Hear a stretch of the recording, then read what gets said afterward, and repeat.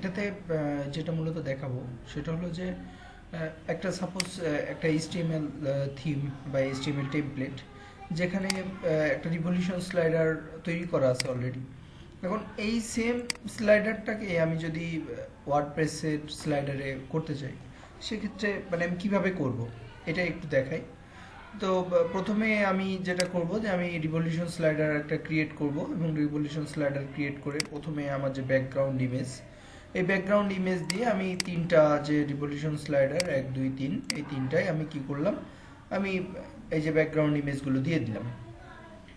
হ্যাঁ, তো প্রথম রিভলিউশন স্লাইডার এবং এডিট স্লাইডস, এখানে আমি প্রথমে তিনটা ব্যাকগ্রাউন্ড ইমেজ দিয়ে দিলাম। এখন এই তিনটা ব্যাকগ্রাউন্ড ইমেজ দেওয়ার পরে আমার এখন যে মূল কাজটা সেটা হলো যে আমি এই যে টেক্সটগুলো, এই টেক্সটগুলো দিয়ে দিতে হবে। এখন এই টেক্সটগুলো যে অ্যানিমেশন এইগুলো সব কিছু এবং টেক্সটের ফন্ট সবগুলো কিন্তু আমাকে আবার ঠিক রাখতে হবে। তো এটার জন্য আমি প্রথমে যেটা করব যে ফার্স্ট আমি যদি ফার্স্ট স্লাইডারে যাই এবং আমি এখানে দেখতে পাচ্ছি যে চেক ইউর এটা লেখা আছে। হ্যাঁ, তো এই যে এই টেক্সটটা আমি যদি নিব, মানে এটা আমি যদি প্রথম স্লাইডে দেখি তাহলে কেমনভাবে আছে একটু দেখে নিই। এই যে এই পজিশনে আছে এবং এইটার ফন্ট সব কিছু আমি দেখে নিলাম। তো আমি চেক ইউর এটা কপি করলাম, এবং কপি করে আমি যদি রিভলিউশন স্লাইডারে যাই এবং আমি যদি এডিট স্লাইডস এটাতে যাই, এডিট স্লাইডসে যে আমি প্রথমে একটা লেয়ার নিব, লেয়ার নিয়ে যে এই যে এই টেক্সটটুকু এইটুকু আমি অ্যাড করব, এবং এইখানে যে এডিট স্লাইড দিয়ে এটা আমি অলরেডি করছি, আরেকটা দেখাবো, কিন্তু যেটা করছি অলরেডি সেটাই আবার আরেকবার দেখাচ্ছি, প্লাস পুনরায় আবার আরেকটা দেখাবো, তাহলে বুঝতে সুবিধা হবে। তো এখানে অ্যাডভান্স এডিটরে যাওয়ার পরে এখানে আমি দেখতে পাচ্ছি এই যে ফন্ট স্টাইল যেটুকু আছে এইটুকু আমি নিয়েছি কোথা থেকে, এই যে এইটুকু নেওয়ার পরে এখানে সেভ চেঞ্জেস অপশন আসবে, এখানে আমি নতুন যে কোনো একটা নাম দিয়ে, নতুন আমি এখানে যেমন দিয়েছি স্লাইডার টাইটেল 1 দিয়ে সেভ দিয়েছি। এবং এরপরে যে বিষয়টা দেখতে হবে যে এখানে পজিশনটা কোথায় আছে। আমি দেখতে পাচ্ছি যে হরিজন্টাল পজিশন এটা হচ্ছে 700, এবং যে ভার্টিক্যাল পজিশন এটা হচ্ছে যে 180 পিক্সেল। তো আমি কি করছি, অ্যালাইন পজিশন এখানে আমি এটা করে দিয়েছি 700 এবং 180 পিক্সেল, এটা পজিশন এখানে দিয়ে দিয়েছি। এবং পজিশন দেওয়ার পরে দেখা যাচ্ছে যে সে অটোমেটিক তার পজিশন যেখানে হওয়ার দরকার সেখানেই সে করে নিয়েছে। এরপরে আরেকটা বিষয় যেটা বিষয়ে বলতে ভুলে গেছি, সেটা হলো এই যে আমার এই রিভলিউশন স্লাইডার, এই রিভলিউশন স্লাইডারটার হাইট এবং ওয়াইডটা কত এটা আমাকে কিন্তু দেখে নিতে হবে। তাহলে আমি দেখতেছি ফুল স্ক্রিন জুড়েই কিন্তু এটা আছে। ফুল স্ক্রিন জুড়ে এটা আছে। তাহলে আমার যে স্ক্রিনের হাইট ওয়াইড এটা যদি আমি নিয়ে নিই, এটা আমি যদি এইভাবেও নিতে পারেন, এটা আমি অ্যাপ্রক্সিমেটলি কাছাকাছি আমার যে স্ক্রিনের যে হাইট সেই অনুযায়ী আমি কি করছি, আমি রিভলিউশন স্লাইডার যখন আমি জেনারেট করছি, তো তখন রিভলিউশন স্লাইডারের সেটিংয়ে যে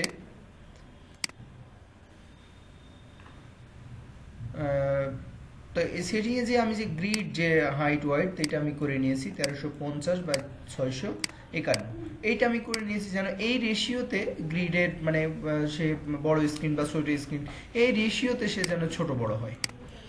তো যাই হোক, এটা করে আমি সেভ চেঞ্জ দিলাম। এবং যে মেইন যে বিষয়টা সেটা হলো যে এখানে যে এখন অ্যানিমেশনের যে বিষয়টা, এখানে আমি পজিশন, এখানে XY পজিশন, ডাটা স্পিড যেটা আমি দেখতেছি যে এটা 1100, এবং তার ইফেক্ট যেটা সেটা হলো এইটা।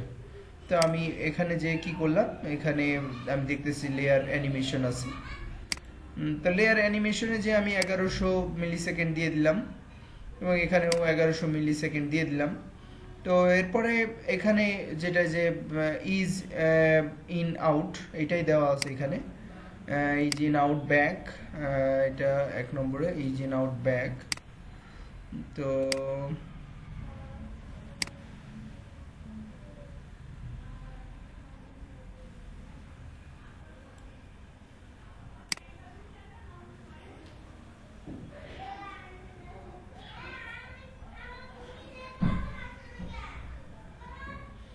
এই যে এখানে আমি দেখতেছি যে আমার এই ইফেক্টগুলো কিন্তু দেওয়া আছে। তো আমি এখান থেকে যে ইফেক্টটা দিব ইজ ইন আউট ব্যাক, তো আমি এটা জাস্ট চুজ করব, এখানে স্ক্রল করলাম, is in out back, is in out back এটা আমি চুজ করে নিলাম। এবং এটাও আমি এখানে ফেড আছে, তো ফেডটা আপনি এখানে একটু ইফেক্টটা দেখেন, প্রথমে যদি আপনি দেখেন তাহলে ইফেক্টটা একটু বুঝতে পারবেন যে সেটা কি আছে। এবং আমি দেখতেছি যে শর্ট ফ্রম রাইট, মনে হচ্ছে যেন একটু ডান সাইড থেকে চেপে আসতেছে। তো আমি দেখি এখানে কোনো কিছু এই ধরনের ইনফরমেশন দেওয়া আছে কিনা। লার্জ ব্ল্যাক, ওকে, টিপি ক্যাপশন লার্জ ব্ল্যাক, এটা না দিয়ে, আচ্ছা এখানে এরকম কোনো কিছু আমি দেখতেছি না। আচ্ছা তাহলে আমি এই ইফেক্টটা দিতে পারি, এইখানে দেখেও বোঝা যাবে যে ইফেক্টটা আসলে কি। যেমন এটা মনে হচ্ছে যেন মানে খুব শর্ট একটা লেফট থেকে দেখেন, মনে হচ্ছে এই টেক্সটটা খুব শর্ট থেকে রাইট থেকে চলে আসতেছে। তো আমি এখান থেকে কি করলাম, এখানে আমি ইফেক্ট যেটা দিব যে শর্ট ফ্রম রাইট, এবং এইখানেও যে ইফেক্টটা হবে যখন সে ব্যাক করবে, ইন যখন হবে স্লাইডারটা, এটাও হচ্ছে শর্ট টু রাইট। তাহলে আমি কিন্তু ইফেক্টটা দেখতে পাচ্ছি যে সে, এই যে এখানে আমি দেখতে পাচ্ছি সে কিভাবে ইফেক্টটা আসতেছে। একইভাবে এইটার যদি আমি চেঞ্জ করতে চাই ওই সেম স্টাইলে, আমার লেয়ার সেটিংয়ে যে, লেয়ার জেনারেল সেটিংয়ে যে এখানে যে টেক্সটটুকু আছে, এই অটাম স্টাইল এটা আমি দিলাম, এবং এর যে স্টাইলটুকু এইটুকু আমি এই যে এখান থেকে নিয়ে, এখান থেকে কাস্টম স্টাইল থেকে নিয়ে আমি এই যে এডিট স্টাইলে যে আমি অ্যাডভান্স এডিটরে যে আমি এইটুকু পুট করে দিলাম, এবং নতুন একটা যে কোনো একটা স্টাইল নামে এখানে স্লাইডার টু আমি যে কোনো নামে আমার ইয়েগুলো আমি সেভ করে রাখতে পারি।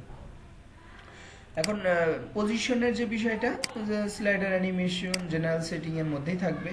পজিশনে ওখানে দেওয়া আছে 700/230, এই যে 700/230, এবং অ্যানিমেশন যেটা আছে যে আমি দেখতেছি যে ডেটা স্পিড স্টার্টে থাকবে হচ্ছে 1400, এবং পজিশন এটা আমি দিয়ে দিয়েছি অলরেডি।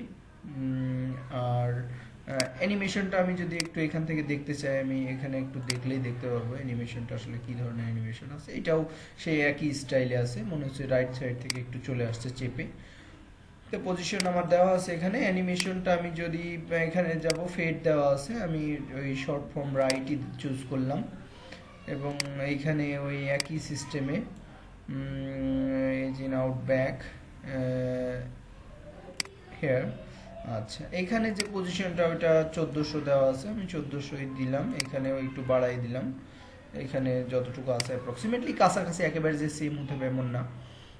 এখানে আমি 1100 দিতে পারি,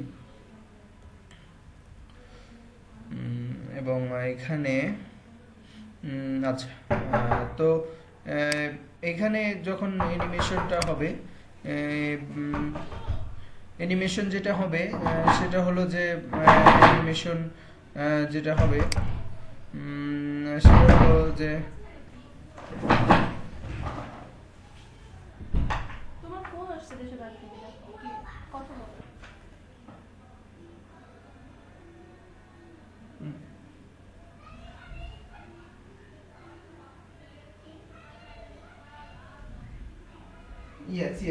Yes. After checking the file, suppose after checking your file, I will check that how many times or how many days it will require. Then I will tell you about the cost and time required. Okay. Of course. Of course. Okay. Thank you very much. Okay, bye. Okay, bye.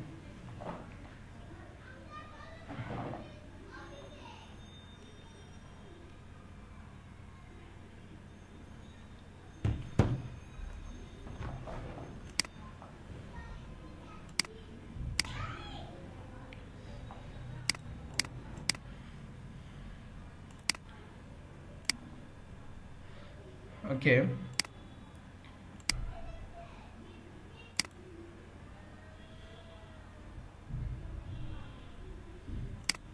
তো same যে বিষয়টা সেটা ওই একই system. সেটা হলো যে এখানে লেয়ার অ্যানিমেশন, যেটা লেয়ার অ্যানিমেশন আমি এখানে শর্ট ফর্ম রাইট, এবং এখানে লেয়ার অ্যানিমেশন এখানে যে পজিশনটা এখানে আমি কি করব, ব্যাক, এবং এখানে short form short to write, এবং এইভাবে প্রত্যেকটা যে টেক্সট আছে এইভাবে ফার্স্ট আমি কি করব, এখানে টেক্সটটা বসাবো, এখানে স্টাইলটা চেঞ্জ করব, এডিট স্টাইলে ক্লিক করে নতুন একটা স্টাইল যে কোনো একটা নামে সেভ করব, এবং এরপরে যে লেয়ার পজিশনগুলো দিব, এবং পজিশনগুলো দেওয়ার পরে যে লেয়ার অ্যানিমেশন যেটা আছে এই লেয়ার অ্যানিমেশনে দেখবো যে সেটা কিভাবে অ্যানিমেটেড হচ্ছে। নর্মালি শর্ট ফর্ম রাইট যদি হয় শর্ট ফর্ম রাইট, এবং এখানে যে অ্যানিমেশনটা আছে এখানে এখান থেকে দেখার পরে এই যে এখানে ইজ ইন আউট ব্যাক, এখানে যে অ্যানিমেশনটা ডাটা ইজিং যেটা আছে, তো এটা আমি এখান থেকে নিয়ে ইজ ইন আউট ব্যাক, এবং এখানে যে যত মিলি সেকেন্ড এখানে দেওয়া আছে অ্যাপ্রক্সিমেটলি 1100 এবং 1400, আমি এখানে 1400 দিলাম, এখানে 1100 দিলাম। এরপরে এই তো এরপরে আমি আপডেট সেভ দিব। এভাবে প্রত্যেকটা ক্ষেত্রে যদি করা যায় দেখা যাবে যে অ্যাপ্রক্সিমেটলি কাছাকাছি এটা চলে আসছে। আমি যদি একটু সেভ দিই তাহলে বুঝতে পারবো।